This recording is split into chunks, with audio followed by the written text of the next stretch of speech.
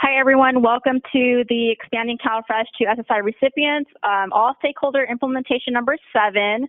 It feels like a long time since we last met. That was pre-implementation era. Now we're post. So welcome, everyone, to the all stakeholder meeting. How to listen. Next slide, please.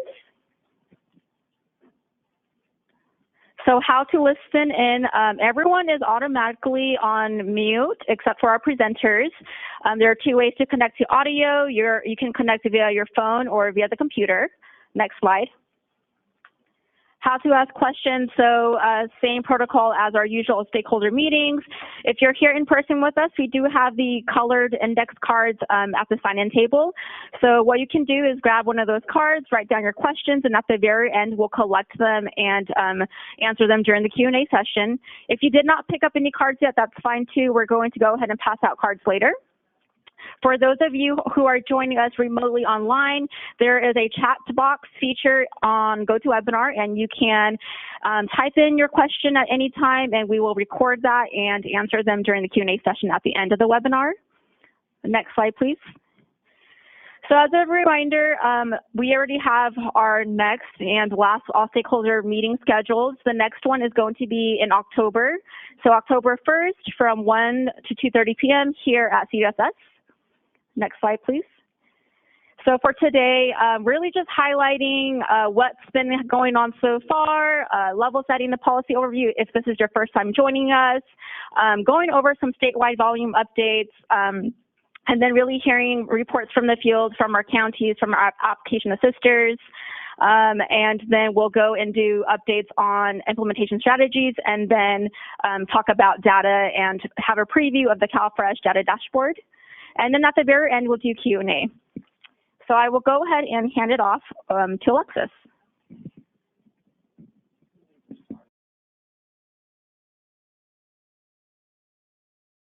Okay. Let me put this here. Hopefully folks can hear me. And then for those of you that are on the phone, you're missing the sight of me trying to read my notes from my computer because I was not able to print my slides today, so bear with me. So good afternoon, my name is Alexis Fernandez, and I have the pleasure of welcoming you today. And before we get started, really want to highlight 2 significant changes since we last met in May. So first, we are officially post-implementation of the expansion to CalFresh to SSI Recipients. I would be pretty remiss if I didn't actually start the meeting by taking a pause to mark the occasion and thank all of our partners. So the clients and client advocates who shared their stories, kept us focused on the needs of SSI recipients statewide, and who did the hard work up front with decision makers to make this happen. The counties who are doing the hard work today of processing lots and lots of applications, but who also engage consistently and collaboratively in policy and operations planning. The Californians for SSI Coalition and CWDA partners in setting the coordinated and strategic vision that led us here. Our outreach partners across the state, new and old, who stepped up to get the word out and who are still at it today. And last but not least, our internal partners here at CDSS, ranging from research services, fiscal, budgets, legal, forms management, and so many more, who tolerated more planning meetings and tight timelines than can be imagined. So there's always more to do, but I wanted to take the moment to celebrate the partnerships that got us here. Secondly, and this is definitely more of a bittersweet announcement, as of July 15th, Kim McCoy-Wade is the new acting director at the Department of Aging. So you all know that Kim was an essential to the expansion of CalFresh. She had extremely energetic leadership, you've all witnessed it, and a commitment to the health and well-being of all Californians that kept us going this last year. She'll be missed here, but we are very excited to see what she will accomplish in this new role. In the transition, I will be acting as the chief of the CalFresh and Nutrition branch here at CDSS until a permanent replacement is found. And I will just say I have big shoes to fill, but I look forward to continuing working together and kicking off our June all stakeholder meeting. Okay. So as per usual, we will start with a quick policy overview for those folks who are with us and might be new to the all stakeholder engagement process. So briefly, the state budget enacted in June 2018 allows older adults and people with disabilities to apply for CalFresh food benefits for the first time since the 1970s. So again, no change or reduction in the SSI SSP benefit amount, and for CAPI recipients, an increase of $10 for parity with SSI recipients. Hopefully, if you've been here before, you are familiar with that slide. It's like the 7th time it's been up. Okay, and then the next change enacted as a result of the budget are the creation of 2 new state programs, the Supplemental Nutrition Program and the Transitional Nutrition Program, to mitigate the loss of benefits as a result of the policy change. Okay. So throughout the implementation planning process, we've hosted a number of all stakeholder engagement meetings. As Kathy mentioned a few minutes ago, our next meeting is scheduled for October 1st, 2019. We hope you'll join us. Before that, we also have a meeting of the combined advisory groups. So the Outreach, Customer Experience, and Data Technical Group will meet once more as a combined body, if you will, on August 28th. With these 2 upcoming meetings, we are winding down on our formal stakeholder engagement process related to the expansion of CalFresh. But if you think you're going to miss us, don't worry. We're currently thinking through ways to keep these conversations happening. So in 2020, the CalFresh and Nutrition branch will be launching regular stakeholder engagement opportunities across all the work we do. So special projects, policy, outreach, and more. Keep an ear out. More info will be shared as we head into the new year. Today, we're going to be providing an update on implementation thus far, highlighting outreach and other implementation strategies underway, and I will kick us off by providing some application volume updates. Actually, that is not our first update. Can I get the next slide up here, please? More importantly than an application volume update, our first implementation update is actually a client story. So it is my pleasure to introduce Mary Ann Buggs with the Food Bank of Contra Costa and Solano. Mary Ann is responsible for advocacy and community engagement and will be introducing our guest speaker, Colleen Christie Putnam, a longtime SSI recipient, to share her CalFresh story and provide our first update. So with that, I'll hand it over. Mary Ann, are you on the line? Yes, I am. Thank you, Alexis. Okay, we can hear you. Take it away. Hi, everybody. My name is Mary Ann Buggs. I'm very excited to be on this call today with everybody. And I'd like to present an advocate for the Food Bank of Contra Costa and Solano. Her name is Colleen Christie Putnam. And she wants to just take a few minutes to share her story with you.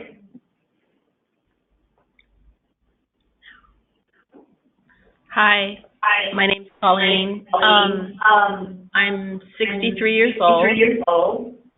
I'm actually not a long-term SSI recipient.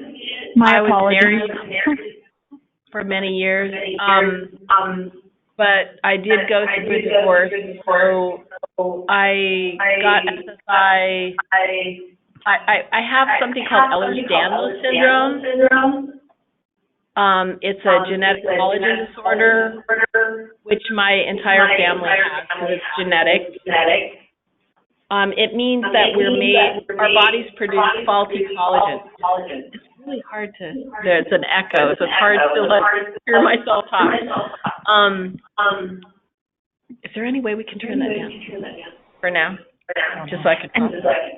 And Colleen, we can hear you okay. So if you're okay to keep going, we can hear you. I'm just hearing myself, so I'm like, getting confused. Maybe I'll just cover my ears a little bit. So I ended up, going through the divorce, I had many years of going through legal stuff. So I was kind of on and off SSI because the court would order support and then my husband would flake out on it and I would have to go back and get it and things like that. I actually mostly at this point live off my widow's benefits because I'm 63 and they made me apply for early retirement. So, and my husband had committed suicide after the divorce was final. So most of the money I live on is coming from that. The SSI money that I'm supposed to receive is actually going to pay back overpayment from having too much money in the bank while I had a job. And And sorry, my phone rang. And so I'm mostly living off my widow's benefits. Anyway, I never got any notice about the CalFresh thing. I found out because I was in the speaker series with the food bank and training to go to Sacramento for Hunger Action Day and stuff. So I never got any kind of notice from SSI or social services or anything. So luckily I knew about it. So I was able to apply in May, knowing that it would take a while for that to go through and being very anxious to have it go through because I'm living on less money than my actual rent. So that's kind of problematic. So I'm spending down my savings and living on my widow's benefits. And the CalFresh thing is very helpful because I have actually been volunteering and going to food pantries for years now since my divorce started. And so it's been great to finally get that extra help and to be able to purchase food I like and want to eat. And I'm hoping that will help with my health issues, which are many. And part of why I'm doing as well as I am with this disease at my age is because I did used to grow all my own food and had 30 fruit trees on my property that I planted, and I grew a lot of organic food. So it's going to really, I hope, help my health get better than, my health definitely went downhill when I stopped having access to a garden and to fresh food and to food money. So that greatly impacted my health. So I'm really grateful for that, and I really appreciate that change very, very much. I applied a month early, knowing kind of the system as well as I do, and knowing it would take at least 30 days. And so that helped me immensely, just knowing that. But I would have never even known about this. I never got a flyer. I never got a letter, nothing. So, but anyway, I'm very, very grateful for the work that everybody's done and the changes. That's been really awesome. I really appreciate it very, very much. Thank you. Back to you. All right. Thank you to both Colleen for sharing her story and to Mary Ann for helping us coordinate that update. We very much appreciate that as a place to start in terms of our implementation updates. I will now transition to the application volume updates.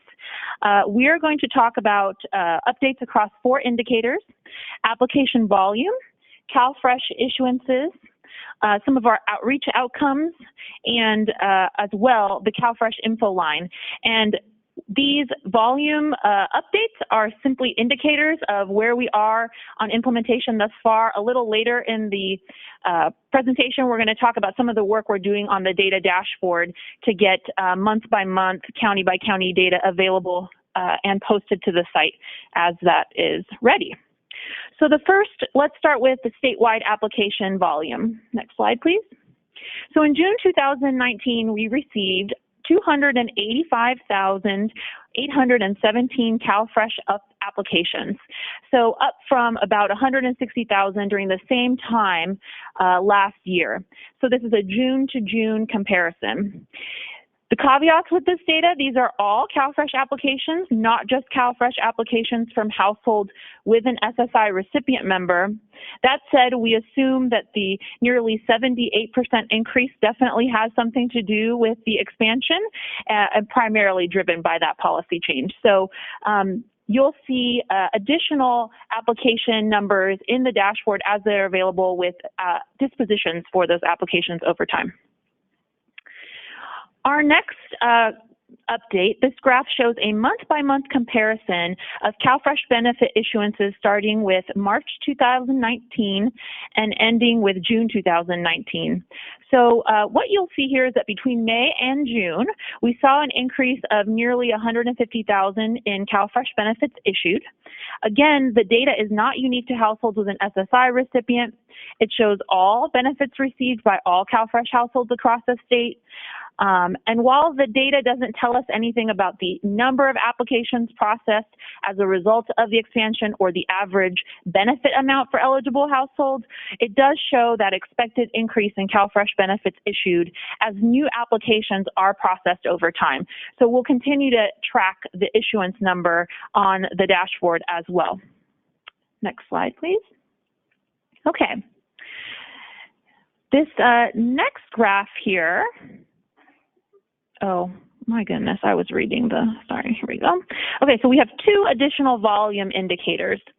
On the left-hand side, we have CalFresh applications submitted using GetCalFresh.org between April and June 2019. So again, we see a steady increase from about 25,400 applications in April to just over 64,000 in May and over 90,000 in June. On the right-hand side, this is the CalFresh application submitted under SSA joint partner or processing. So our partners of the Social Security Administration assisted with the submission of over 8,000 applications using the unique SSA edition of GetCalFresh. You'll note that on the charts, the data for April and May is 0 because they weren't accepting applications in April and May. They started in June. And I will say about this indicator in particular, it's a pleasant surprise. We do expect that these numbers will decrease over time as more SSI recipients are on CalFresh, but it's a good, it was definitely a good way to launch the June 1 change. Okay. And lastly, on this side, we have call volume as an indicator for expansion efforts thus far.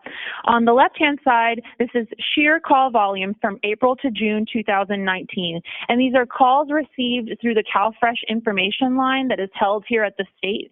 It was on the postcard that went out to SSI recipients and has been operational for quite some time, but definitely the volume increases we're seeing are primarily driven by the change.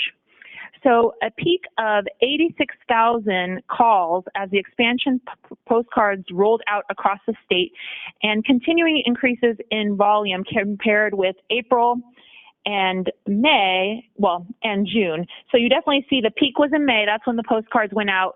It kind of decreased in June as anticipated, but still stayed higher than pre-postcards and pre-implementation. And then on the right-hand side, we have call volume statistics by language.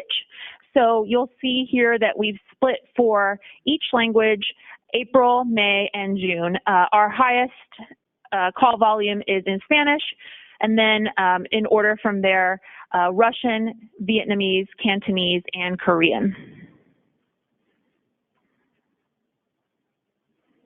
Okay. These call volume indicators give us a sense of implementation thus far. We are going to keep tracking them over the next few months. But again, as you'll see later on in our presentation, the data dashboard will also have new data points related to the expansion. Okay. Our next set of implementation updates will be provided by our partners in the field, and we'll hear from Marin County, San Luis Obispo County, the Department of Rehabilitation, and Code for America. I am going to go ahead and kick us off by introducing Raul Gonzalez with Marin County. And Raul, if you're on the line, we have your slide up and we are ready for your update from the field.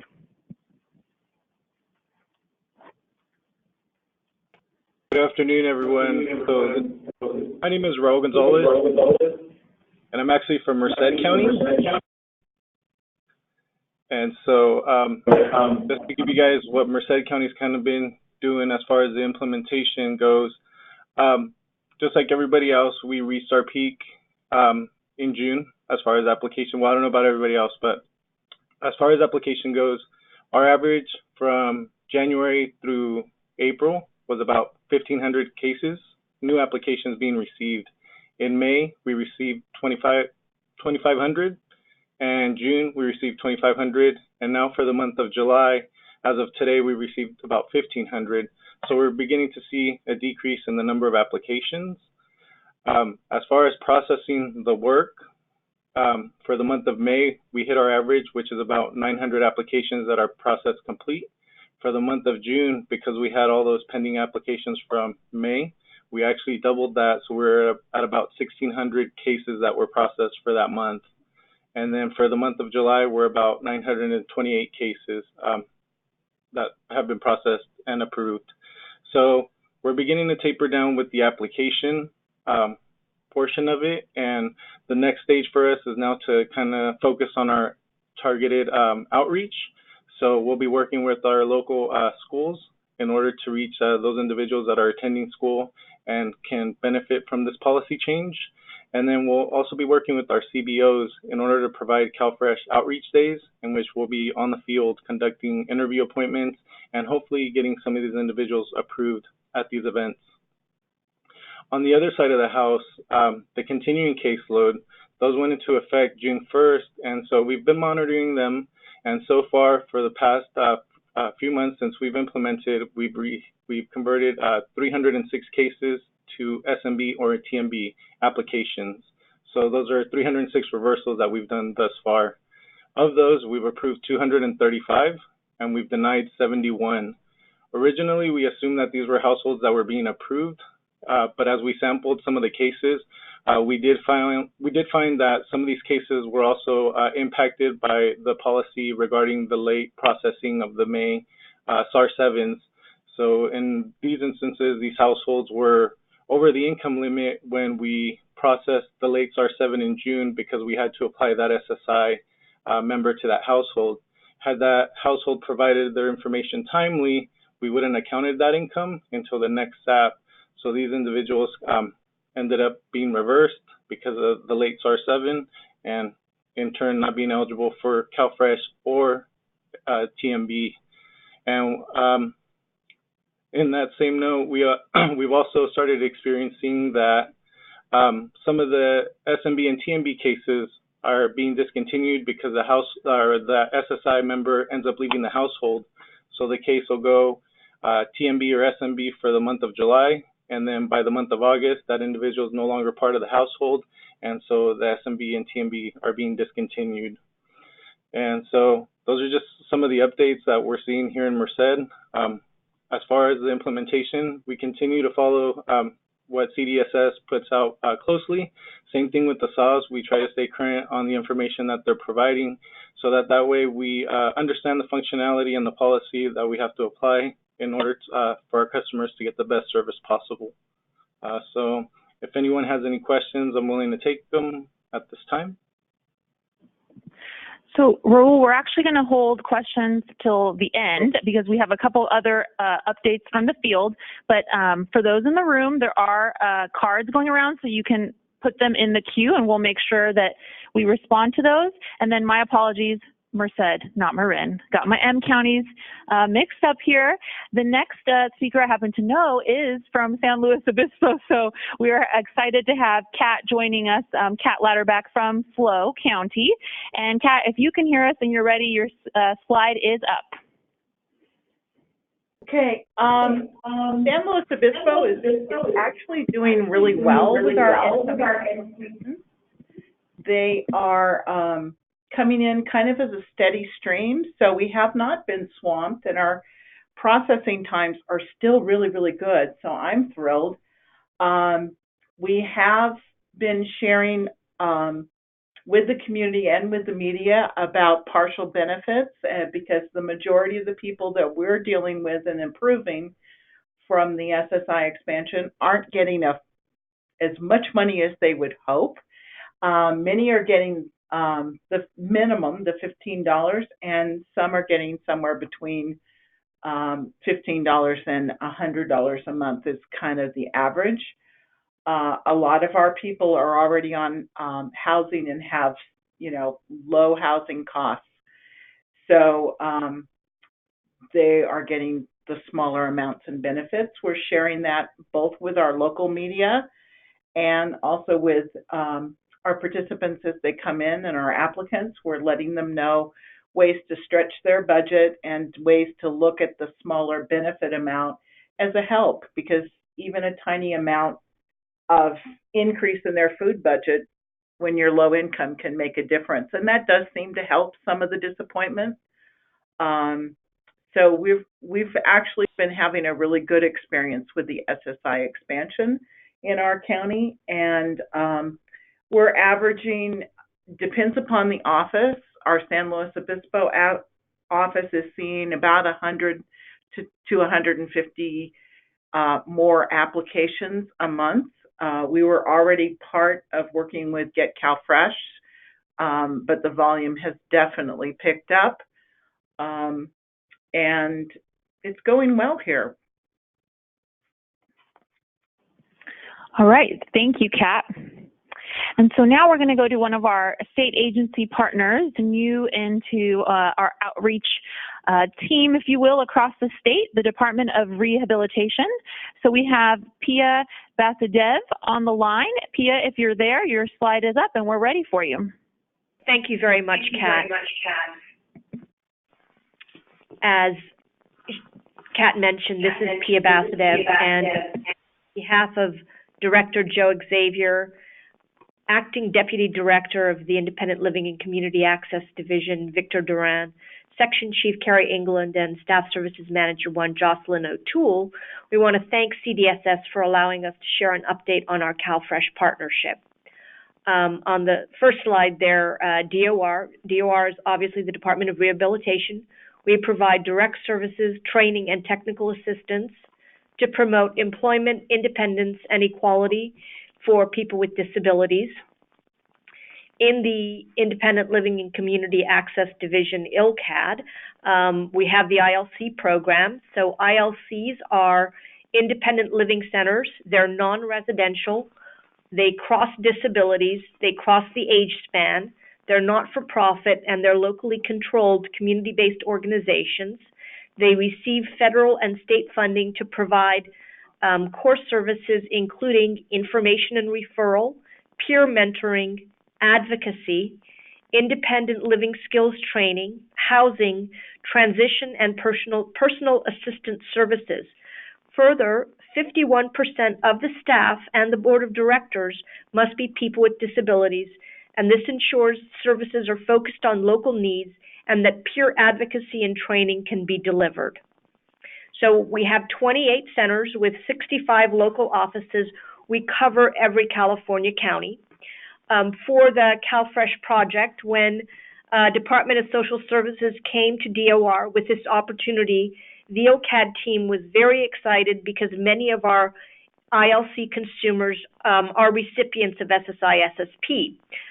So we built our program with the ILCs focusing on reviewing current consumers and new consumers coming in to pre-screen those who receive SSI SSP to pre-screen for CalFresh eligibility. And then once that eligibility was established, the IL staff would provide high-touch application assistance at the location of the consumer's choice. And the application assistance, it's very person-centered and it's based on the consumer needs and goals. So basically, the consumer is determining what level of application assistance they need, whether it is providing them with computers with accessible technology and assistive technology, or basically applying on behalf of the consumer with them providing information. So that's what how we designed our project for high-touch application assistance. Next slide, please, Kat. Okay, so as I said, we have 28 ILCs. 27 of the 28 have opted to participate in the program, and only 19 of the 27 are currently providing application assistance because we're still working on finalizing those contracts. And so the information that we received from our ILs, we're not collecting data yet because we're not, we've not finalized our contracts. But the ILCs, many of the consumers, as I said, are already on SSI SSP, and they help with things like Social Security benefit applications, locating affordable and accessible housing, providing independent living skills training, and other services that it takes sometimes months and sometimes even years for results.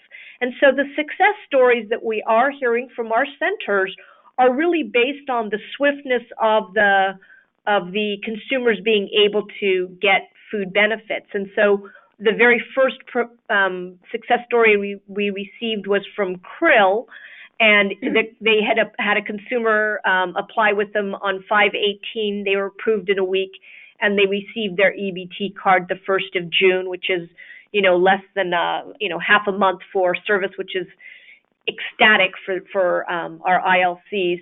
And then we had another consumer, a more recent story. We had a consumer who came in who had heard that there was a wait period. And again, we're talking like 1 to 2 weeks is what he had heard. So when he was assisted to apply, it turned out he was eligible for expedited services. And so he got his card in 3 days. And so these are really the successes stories that we are hearing from the field at this point. The last slide, Kat, please. So the last thing that I really want to touch on is how ILCs are using their independent living philosophy to provide innovation examples that we can all learn from.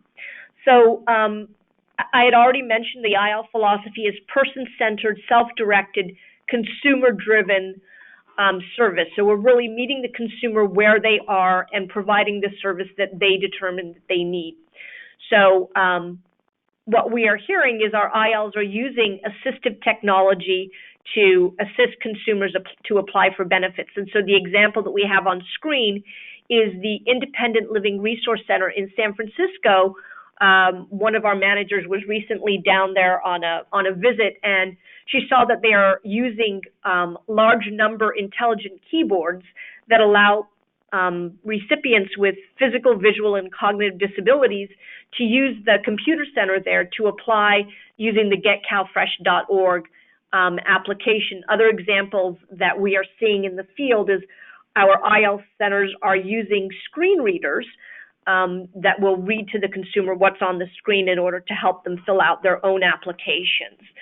So in conclusion, we just want to say that this is a great partnership that offers improved nutritional benefits for our ILC consumers, renewed excitement and successes for our ILC staff, and increased opportunities for partnership with other CalFresh contractors who are serving people with disabilities by sharing our ILC's best practices, like using assistive technology to increase consumer applications. Thank you again for your time.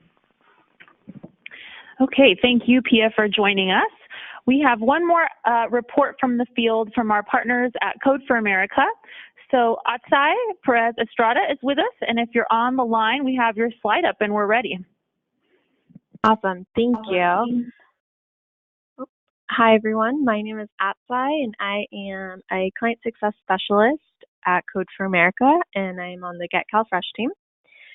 And I'm excited to be providing everyone an update on what we've been learning in the field and updates we've made in response to that.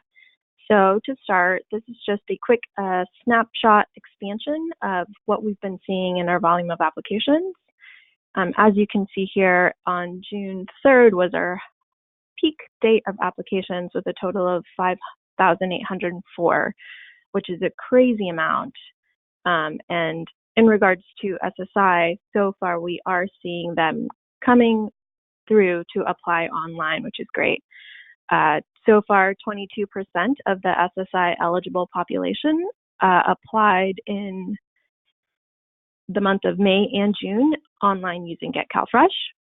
About 80% of those are one-person households. About 60% were seniors, and 40% applied on a mobile device. And I think this was surprising for us in a good way, since our initial research found that seniors were a little bit more wary of technology. So it was really refreshing to just see large amounts of clients coming in online. Next slide. And then this just kind of reiterates that. Is a couple of client quotes from the field, people generally expressing thankfulness and being glad and so excited that they're finally able to receive this benefit that they hadn't been able to get for so long.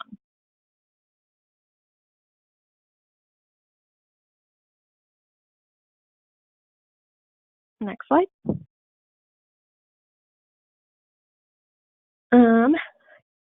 Cool. So something that we actually learned pre-expansion through research was that helpers and authorized representatives play a really large role in a client's case. So we really wanted to implement a way to involve their helpers in the application and also just for the maintenance of the benefits over time. So we actually now ask for helper and authorized representative information. And we've noticed that about 21% of applicants are actually designating an AR to their case, which is really neat to see. We'll first ask if they have someone to designate and if they want to make them an authorized representative. And we now also ask for their information. So this, I think, is a huge help to the population and just being able to also continue those benefits over time. Next slide. In addition to that, some other things that we're learning that we've been seeing is that about 21% of people have medical expenses over $35, and the average around being $96. So this is a little surprising. Now, when we first initially spoke to clients, we realized that a lot of them were already on Medi-Cal or already had their medical expenses covered. So to see this, about 21% of people now reporting that, we're thinking through, okay, well, what can we do to help clients better capture and receive the maximum deduction for medical expenses? So we want to encourage and discover more medical expenses, and this could happen in a number of ways. So currently learning that we're thinking through. Next slide. So something else that we've also noticed is that very few people have lost a job in the last 30 days, and even fewer people have jobs overall.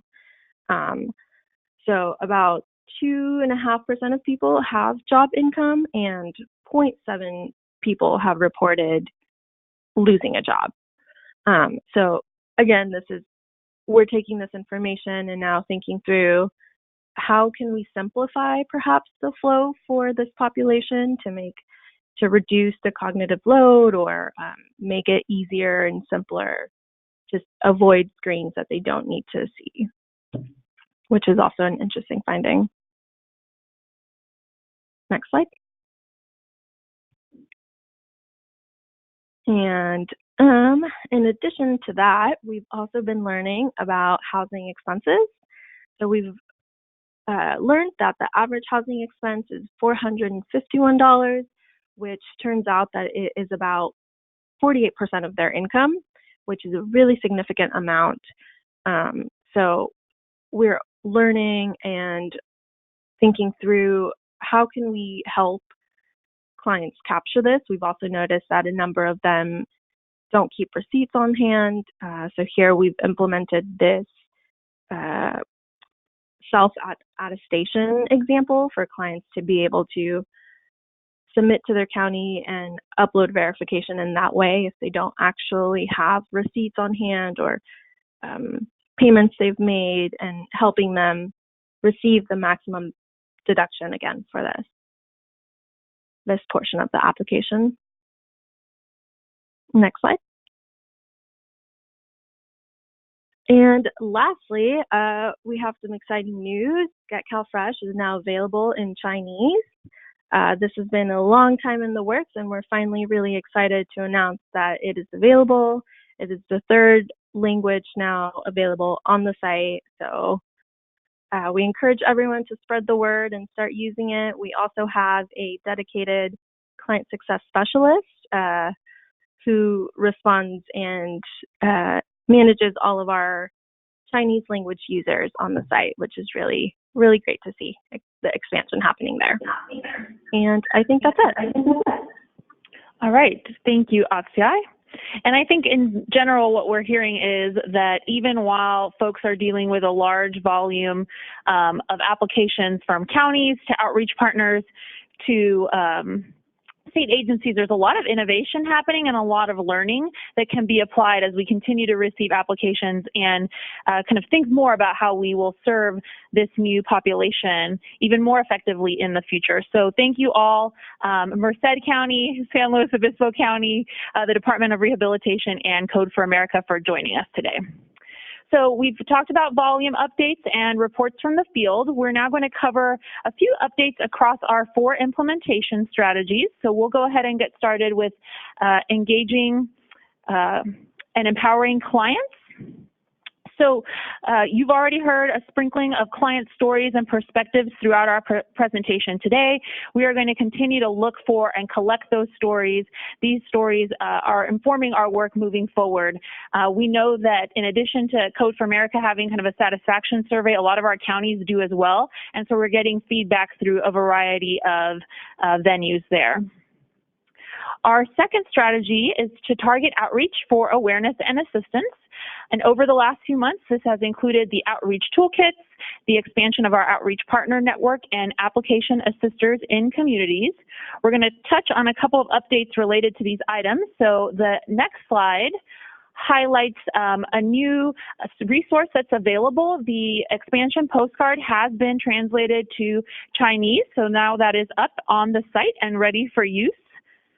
As well, the CalFreshFood.org website has also been translated to Chinese and is now available live.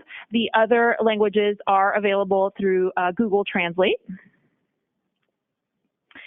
And then on the next slide, highlighting that our Partner Tools tab on the CalFreshFood.org page has been updated. So if you click on that Partner tab, what you'll now be able to see, next slide please, is the full digital toolkit, which you're very familiar with. So the flyers, posters, brochures, now posted in all the translated languages. So we have Spanish, Russian, Chinese, and Vietnamese posted, as well the large print, digitally accessible, and Braille formats have been posted to the site. So the partner tab is complete. A couple of other important updates on our communications plans. So still going strong on the outreach front. You'll see that there are quite a few statewide media clips that have been posted to the site. So again, news stories, letters to the editor, op-eds, that sort of thing. As well, we have social media sample messages in English, Spanish, Chinese, Vietnamese, and Russian posted. And the ASL video log or vlog, the American Sign Language vlog, will be posted in early August. So that will also be up and available. And we hope that people continue using these tools. In addition to those new tools, we are planning kind of a second wave, if you will, of statewide outreach currently timed for August 2019. We have 30-second English and Spanish clips recorded by our Health and Human Services Secretary, Dr. Galley, and I think we're going to be able to listen to that clip live. So Shayna, let's hope. Hi, I'm pediatrician and California Secretary of Health and Human Services, Dr. Mark Galley. I have an important message about nutrition for all Californians. If you're currently on SSI, you may be eligible for CalFresh food. CalFresh allows you to buy more healthy foods at your local grocery store. To apply, click on our website, CalFreshFood.org, or call us at 1-877-847-FOOD, or come into your local county office. Apply for your food benefits now. Visit CalFreshFood.org today. So you may hear that on the radio in August. As well, we'll be posting live read scripts that will be available to radio networks in English, Spanish, Chinese or Cantonese Mandarin, Russian, Vietnamese, and Korean. So those will be kind of spread across the state as we enter that second wave of statewide outreach in August. Okay, thank you. Hi, I'm No more. Thank you, Mr. Galley. Okay, so our next strategy was to streamline the customer experience, including the development of a county framework of solutions, which we're all very familiar with, trainings and resource kits. So we have updated on the next slide, the Framework of Solutions Resource Toolkit 3.0 is now posted. It has additional resources on some of the Scam prevention messaging we've been sharing with folks, as well as the stretch your dollars messaging, farmers markets, double bucks, that sort of thing. Lots of resources that we found to be helpful from our county partners. And it's 3.0, and I would suspect you might see a 4.0 as we continue to collect. It's sort of a living document, so do check back to see what additional resources have been posted. And then just last week on the 16th and the 17th, we convened our county partners for a post-implementation roundtable meeting. We discussed topics including how to improve the customer experience, a reflection on expansion implementation thus far. So we had a great panel of counties sharing stories and lessons learned, as well as opportunities and best practices. And then I think touching to many of us that were there, our friends in Santa Cruz County had a particularly impactful presentation about the county's partnership with the Museum of Art and History.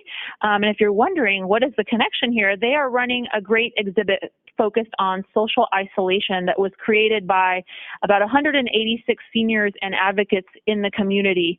And they sort of did a virtual walkthrough for us.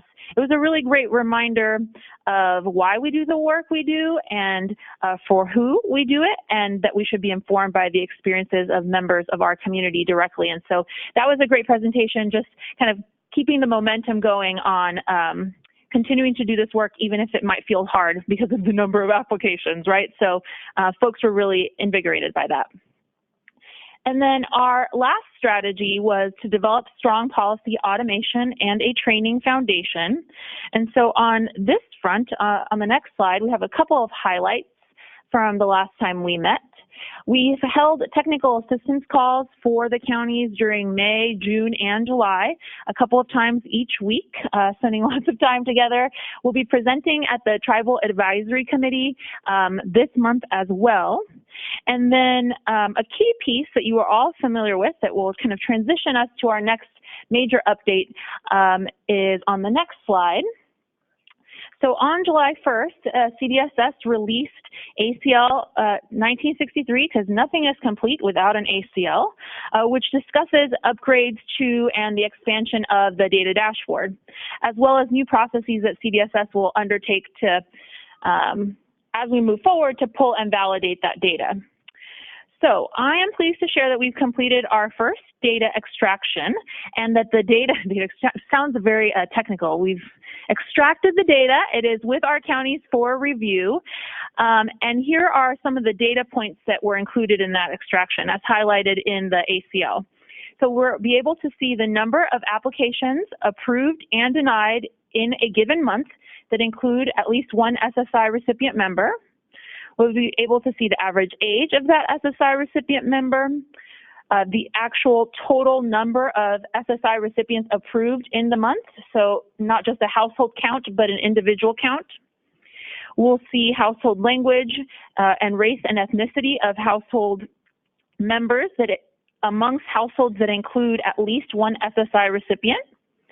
We have SMB and TMB cases approved in the month, as well as a count of the ongoing population, so you can kind of see that transition over time to SMB, TMB. We'll have CalFresh dollars issued in the month and SMB, TMB dollars issued in the month. So during the first initial review process, we found that a couple of tweaks had to be made to the queries to ensure the accuracy of the data available. So those tweaks have been made, and the updated data is in the process of being shared with the counties, and they're in the process of reviewing it. So because of this, we have a minor delay in complete data county by county for the month of June. It will be available in August.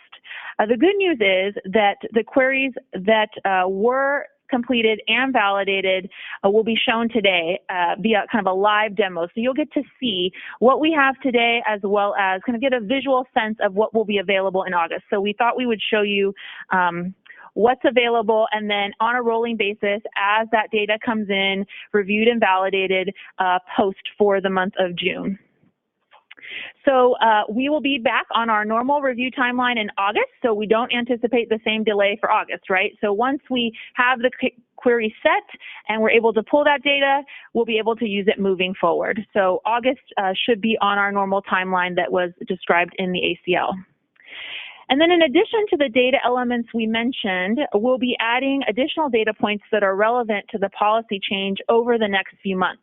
So as we're able to build additional queries, work through kind of the data validation with our county partners, we'll be able to post more and more data points. So we're looking to add things like average benefit amounts, deduction use by household, the demographics of the SMB, TMB households. All of that is to come as the data elements are pulled from the system and validated by the counties. So you'll see June, county by county. You'll see August. You'll see some additions. Then you'll see, obviously, September with some additions. And that data will be retroactive to June as we're able to process it and validate it. So again, today we're going to share a look at what's available. And of course, we're open to feedback now on things like the visual presentation, the labeling, because that definitely will be in place for months to come. So it's a great time to provide feedback. And for that demo, I am going to hand it over to Patrick to walk us through a live version of the dashboard. And then we'd be happy to take questions as we go through that.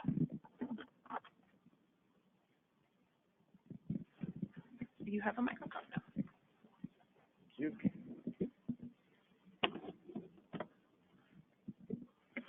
Cool. Thank you, Alexis. I think we're going to try and get my screen shared up on the webinar here. Okay. Show my screen.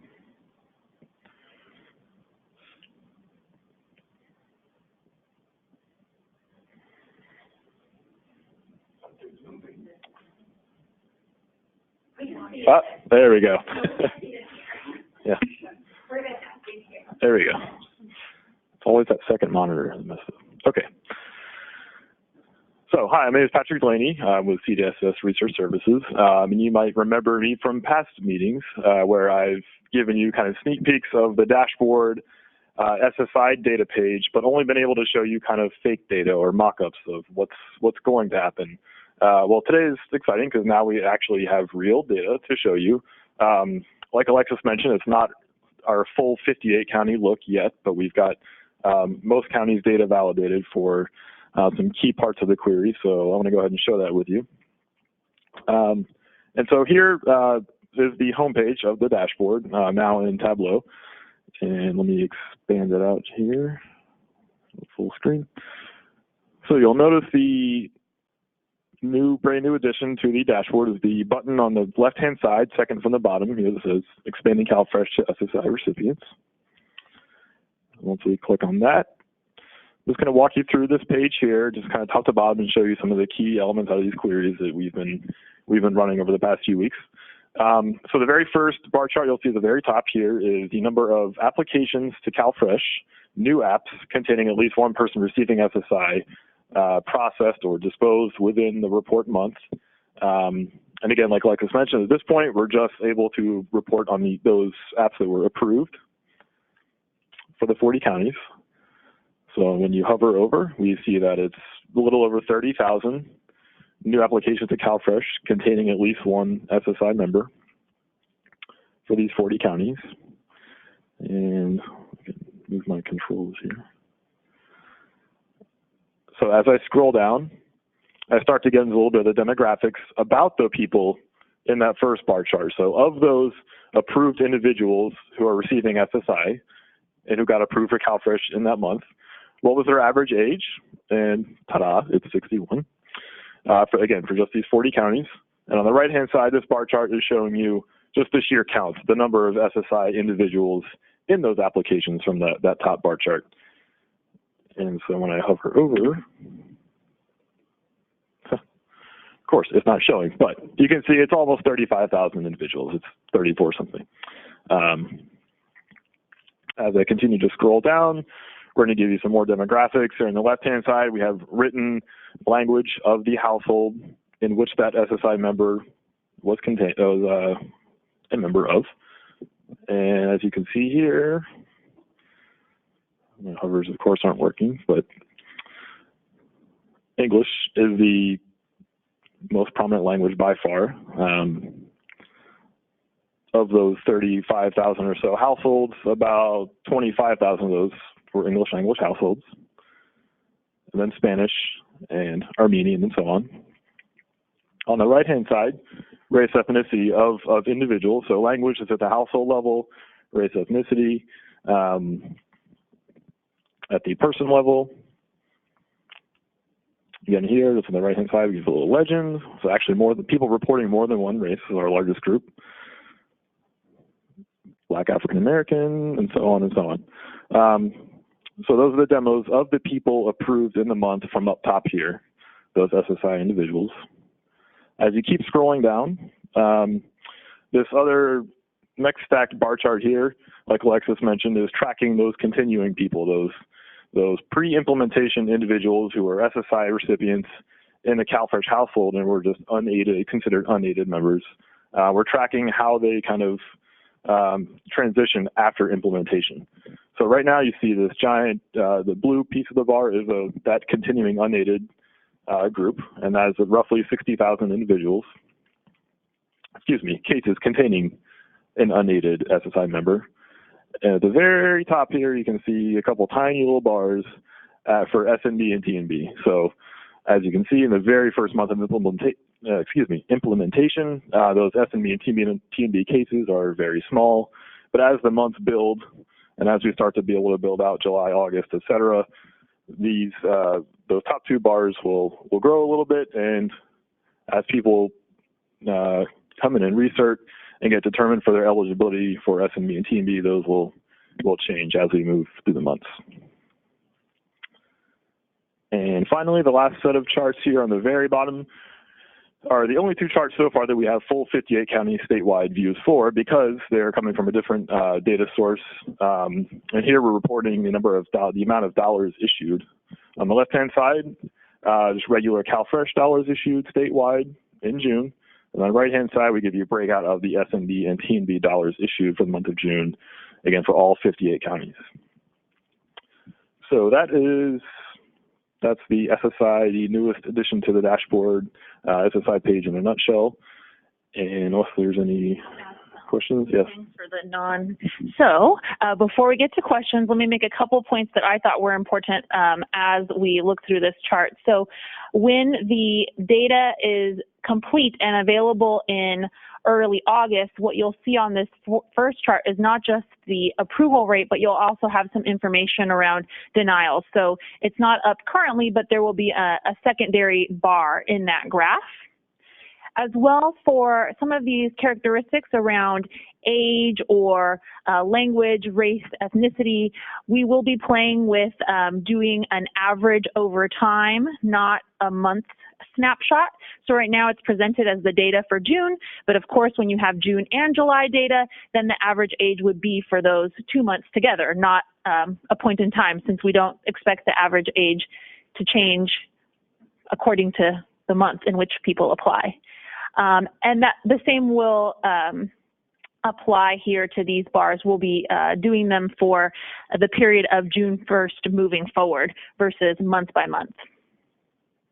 And then I think on this bar, Patrick mentioned it, but what's something to keep an eye out is that you expect to see the blue bar shrink over time and the TNB, SNB bars to increase over time. And then we'll also be adding demographics for those cases so that you can compare trends against CalFresh only, CalFresh SNB, or TNB only households.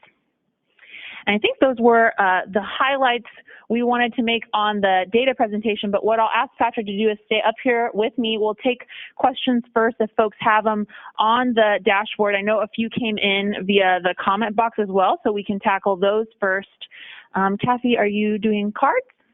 Okay, so we'll have some cards floating around, and then I'll take a couple of the questions that have come in online. So this first question has to do with the volume indicators and why the application volume is significantly higher than the tracking for benefits received.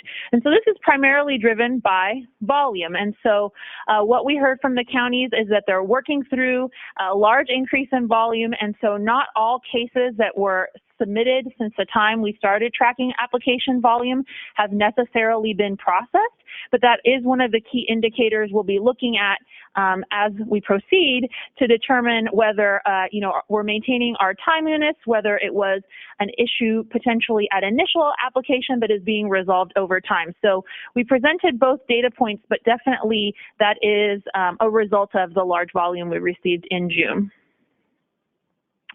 Okay, and then let me check to see if we still have Code for America on the line. If so, you can jump in and let me know if you're there. We have a question for you. Yep, I'm right here. Great. Do you have a sense of how your job loss or job less numbers compare to the regular applicant population that's using GetCalFresh? And if you don't have it off of the top of your head, might there be a point of comparison that you can share with us as a follow-up to this meeting? Yeah, definitely. I don't have those numbers. I don't have those numbers off of the top of my head right now, but we can definitely follow up. Great. So we'll definitely share that. I would say just from what we know, definitely the rate of earned income is significantly less amongst this population than the general population, but Code for America will follow up with you for some intel from GetCalFresh. A couple other questions here. Will student status be tracked in any way as it's related to the expansion? At this time, that's not on our list because the rate of college attendance is less significant amongst this population compared to others, and we're not yet tracking it for our general population. We won't be doing it as it relates to expansion, but definitely point taken that this is a useful piece of information for our general CalFresh work. And just other interesting kind of questions around data indicators. Time spent on application processing.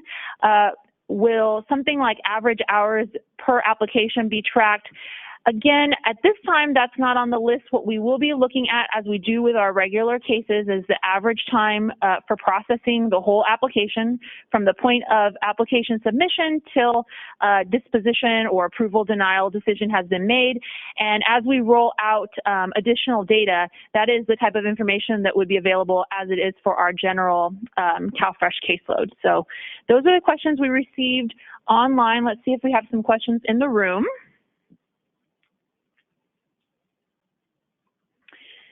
Great. Let's see. This question is for Merced or San Luis Obispo. If you're still on the line, we'll start with you. Whether you have anything to share about how you've been promoting the medical deduction, including the standard medical deduction, and kind of any anecdotal evidence around uptake. And if you're not with us, I'll share what I know from our operations roundtable. But Merced or San Luis Obispo? Hi, this is Kat in San Luis, and Great. We have a flyer that we use for our medical deductions, and we've been sharing that with our partner agencies before and after, and asking for their help in doing that. Let our workers provide that flyer at every new applicant they're dealing with that's either elderly or disabled. So all of the SSI applicants. We find that it really does benefit a lot of seniors and the more severely disabled people to provide those benefits. And we've also promoted it with people like our regional partner. And so Great, thank you. Yeah, thank you, Kat, for sharing on the spot. We've heard a lot about kind of client-facing materials like Kat mentioned, and we'll be sharing some of those on our website. We've also heard some kind of more innovative, even they're low-tech solutions. At Ventura County, their staff are now wearing buttons that say, ask me, do you have medical expenses? Ask me about the medical deduction. And that's really cueing the client or prompting them to ask those questions. And then here at CDSS, we will be working with our counties and other advocate partners to release some information following a new FNS handbook on the medical deduction that was just released. We've gotten that out already. It's handy, and we'll be looking at some California-specific info to share, and again, just continue promoting use of the deduction. And of course, there'll be data on this topic as well, and that'll help us kind of target where improvements in uptake might be feasible. Okay, and then just a note on the accessibility of the data dashboard. Again, point well taken. We will run it through some of our ADA compliance shops and see if we can do some stuff with the coloring and the contrast. So thank you for that. Shayna, I'm sure, can help us as well, who does a lot of our accessibility stuff. So great. Yes. Yes, I am not the expert on that topic, so I won't try to repeat it, but I can run it by our compliance folks. Thank you. Yeah. Yeah, so what I didn't show was on the dashboard homepage, there's the link, of course, to the Tableau dashboard, which I was just showing you guys, but there's also, we always post a raw spreadsheet of Excel data that feeds all of the visualizations. So you get everything that's in the dashboard feeding the numbers behind the scenes, just in the Excel spreadsheet format that's much more accessible and screen reader friendly, those kinds of things. So that's available too. Thank you. Okay, and then we just have a couple more questions about outreach. So let's see if our partners from the Department of Rehabilitation are still on the line. I'll have you pop on, but the question is about whether you are also referring non-SSI recipients who appear to be possibly eligible for CalFresh to apply, or offering them application assistance. Pia, are you still on the line? Yeah, I'm still on the line. And yes, we are doing that. We had actually, 7 of our centers had already fresh applications prior to the policy change, and they are continuing to do. Great. Okay, thank you. And then just a last question here, and I'll acknowledge that it was received. There has been some news today around some federal activity related to CalFresh and the SNAP program, and the question is just, are we monitoring it and the impact it may have on our recipients? And yes, of course we are. We'll have a lot more to share over time as we kind of complete our analysis on what that means, not only for SSI recipients who are newly eligible, for our general caseload and all our recipients. So we are on that. Let us know if you have questions. Otherwise, we'll definitely follow up with folks. And I think those are the questions we have received. Any others in the room? All right. So with that, thanks to everybody who came in and everybody who's on the line. We'll talk again in October, and we hope by then we'll have lots more data to share. It'll be really a data-heavy conversation then. So thanks for joining us, and we'll talk then.